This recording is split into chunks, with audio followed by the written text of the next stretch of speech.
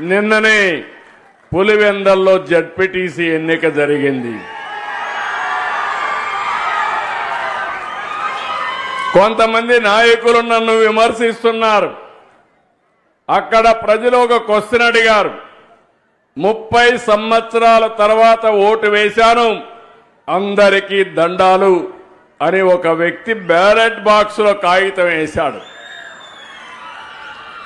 అంటే 30 సంవత్సరాలు అక్కడ ఓటేయలా, మొట్టమొదటిసారిగా ఓటేశారు. అంటే వాళ్లకు ఓటు హక్కు రాలేదు.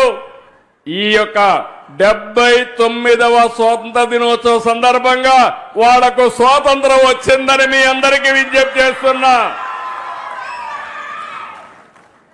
ఇంకో పక్క ఇంకొకతను కాగితం వేశాడు, మా వివేకా సార్కి న్యాయం చేయండి సార్ అని. చెయ్యాలనా లేదా న్యాయం? చెయ్యాలా లేదా న్యాయం?